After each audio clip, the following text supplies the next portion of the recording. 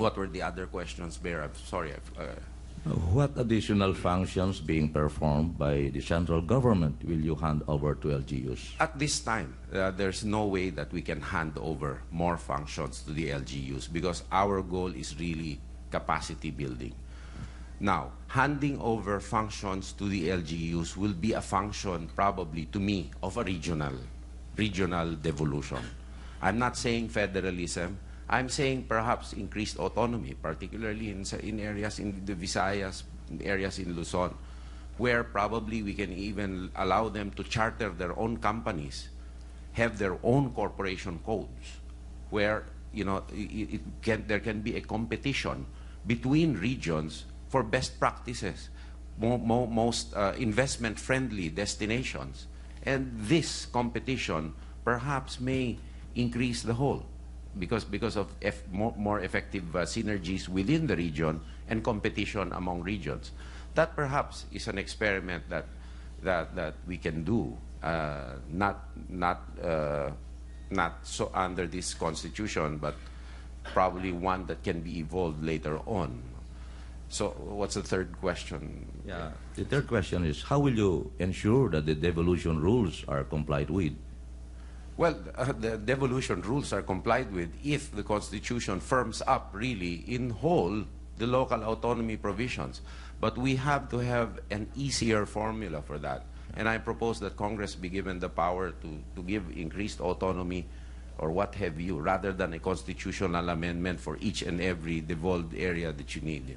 It's Thank okay. you very much. Thank you very much, Mr. Secretary. Next would be from Mindanao, Governor Leo Ocampos. Mr. Secretary, good morning. Good morning, Governor Meggs. The frontline question from Mindanao is about peace, and I'd like to call on Mayor Abdul Karim Langkuno of the Municipality of Paglat, Maguindanao.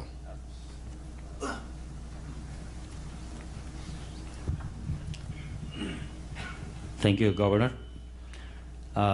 Good morning, Mr. President-to-be. My question is about problem that no one among the president of our country have solved it. My question is, how will you ensure that genuine peace and development will finally reign in Mindanao and the rest of the country? What will you do? Thank you. Okay, that's a question which I really have pondered on, and I probably have some insights. But firstly, lest I get into a debate once again with other leaders of different armed factions against the government, I'm not advocating a solely military solution, although it is a very important portion of that solution.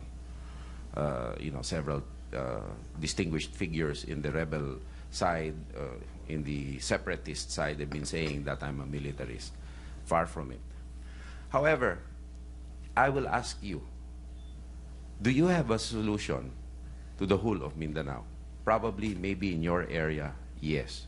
But the conditions in Basilan, Mayor Furigay is there, conditions in Maguindanao, the conditions in Compostela Valley are different.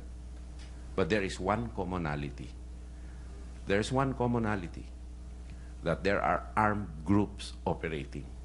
May baril. At pag may baril, may gulo.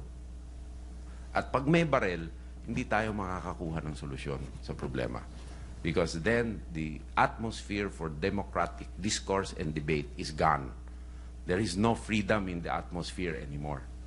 And that's where the central government should come in. There really should be an honest-to-goodness disarmament effort.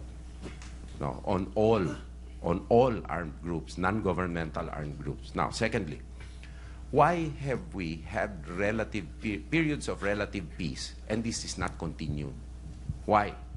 Because of the fact that we have the ability to clear certain areas, but we do not have the ability to hold certain areas, to stay there in force, to be a deterrent to all those who may want to resume their old ways or all those who cannot cope with the burdens of freedom. I mean, freedom has burdens, like earning a livelihood. And let's look at the numbers.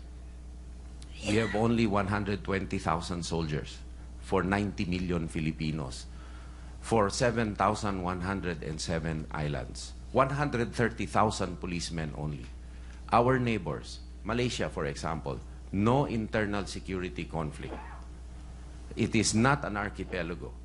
26 million Malaysians, there are 128,000 soldiers. Thailand, with a sole problem in the southern border area, with a population of 80 million, has 300,000 soldiers. The numbers speak for themselves. How can we maintain an atmosphere of effective deterrence if we have the kind of force structure we have, police-wise and military-wise? All right. Development should come in. Dialogues should come in. But this can only be done if we can guarantee that in case there is a democratic process or discourse, people will not end up shooting each other. I mean, there are very, very deep emotions. There are different aspects to a Mindanao solution because of its multifaceted nature. Land disputes, religious conflict, the specter of terrorism, and the like. I will not pretend to have a Mindanao solution. Nobody can. I challenge anybody who can say, I have the solution to Mindanao. No, but what I know is that if people remain to be armed and there is no presence of the state to deter armed aggression, no solution will come out. So let us not be overly ambitious. The first step is genuine peace, physical peace, which can only be enforced by the national government and the local governments in their communities. Thank you very much.